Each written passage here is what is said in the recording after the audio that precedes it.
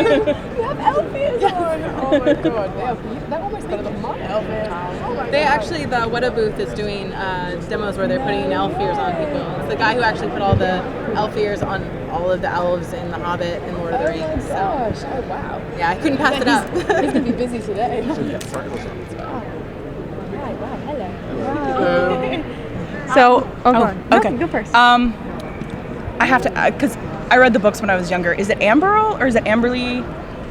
Amberly, okay. She was like my favorite character when I was younger, and she has such a great arc in Elfstones, and I was just wondering, like, what that was like for you as an actress to have such a complete story right there. It was just a gift. I mean, it's so rare that you get the chance to play a character that has, like you say, an arc like that, and goes from being this beautiful, fairly fragile, quite sort of almost mollycoddle. Like, she's a princess, she's lived in the palace, that's all she's known. She's, you know, she can sort of fend for herself to a certain extent, but essentially she's grown up, you know, quite well looked after. And to go from that to then finding out that she has to save the world, which is huge, was a huge, obviously, massive moment for her, and then to take that further and to actually try and go through with that, and then to try and save the world, and in the process become strong and kick ass and like brave, and to find that in herself, and to even for her to realise that she has that within herself. It's just, I mean, I could go on and on and on and on, but it was just, yeah, a dream.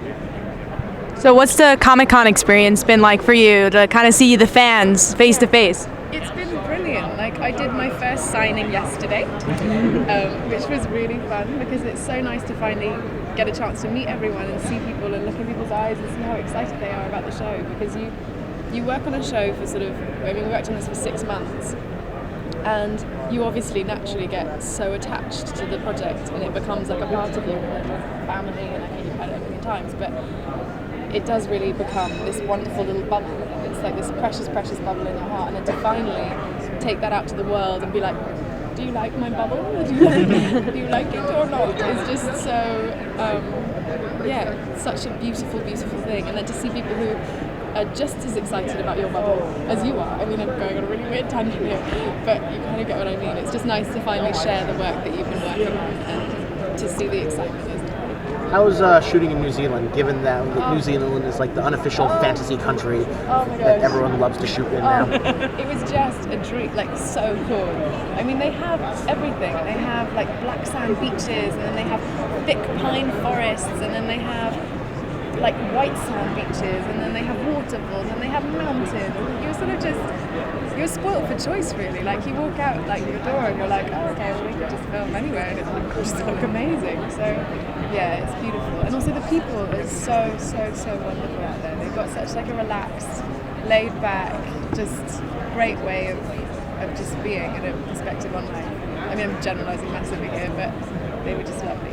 And I kind of a follow-up to that, you know, working actually on a set and working in, you know, physical locations as opposed to on a green screen, did that help inform your character and how she reacted to situations and helped you get into that? Yeah, definitely. I mean, as an actor, you just want things to be as real as they possibly can be. So if it's the choice between a green screen where you're having like a wind blower blowing like wind in your face and like dirt thrown at you, with like loads of people like crouched around, or if you're actually in a location where you're like riding along a beach and, you know, the sand's there and the wind's just doing its thing, you'd obviously always go for the latter because it just feels that bit more real. So we were lucky enough to be filming somewhere where we had the option of doing that, and it didn't have to be green screen. Although having said that, we did a lot of green screen too. Yeah, it was interesting doing both. What was the thing that attracted you the most to the character when you first read about her? What was the trait about her that really stood out for you? All of it. I mean, I think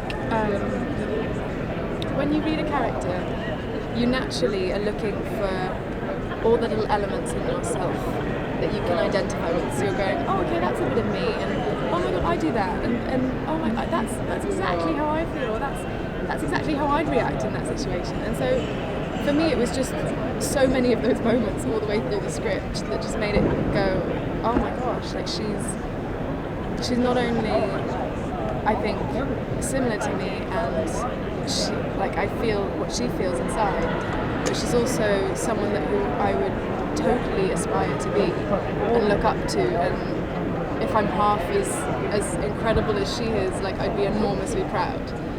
So it was, yeah, it's probably that. Who wants to go first? Polite. We're like We're all darts. at the light table. It's like, you go next. So, how many props and practical effects were there in the Shannara Chronicles? Because, actors always complain that it's notoriously difficult to work within green screen and, floating balls around. Did you have, like, stuff crafted by Weta? I don't know if we had props especially crafted by Weta, but we had the most amazing, props crew and art department and obviously costume designers and makeup and hair team who were just phenomenal, like the best of the best. Like, these are the people who worked on, like, Lord of the Rings and Hobbit and everything. So they are geniuses in their fields, and they'd sort of come up to you with, like, these wonderful like swords and, like, new staffs that they just crafted, and they just whip them up, and you'd be sort of astounded by how seemingly easily they could just make these things, and then they'd just be in your hand and you'd be just doing a thing with them. But each one was like a little gift. How was it like preparing for something where you were actually going to be doing fighting and things like that, and working with a sword? Like, what was what kind of work did you have to go through? Yeah, we did heaps. We did so we did 3 weeks before we started, and we did horse riding every day, and we did sword fighting every day, and we did stunt training, and we did what else did we do? Like a bit of, like, martial arts and stuff. So we had, like, a jam-packed schedule every day for 3 weeks, and we just all got into shape, and we were, like, on our protein shakes, and we were, like, you felt like you were almost, like, training up for, like, Spartacus or something. it was epic, but so much fun, and, like, I'd never had the chance to do that as an actor, like, really have to train up for a role. But it was amazing. It really got you into that headspace as well. And it's so nice to be able to, because I love doing loads of written work and prep work.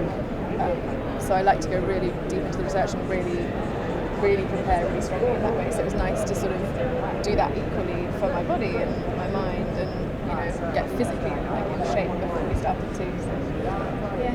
Were you a fan of fantasy films before this? And if so, which ones? Yeah, I was. I mean, I love fantasy. I love sort of every genre of film. I mean, there's nothing that I can't really get into. I love all of them. So it'd be really hard to choose just one. I mean, Ivana would probably kill me if I didn't say Pan's Labyrinth. So I'd probably have to go for that one, which is, pretty awesome. Who could be one race from the Shannara Chronicles? I'm an elf. Sorry, I'm the princess of the elves. What about the dwarves? They're pretty cool. Oh, no, you don't want to be a dwarf. Broken.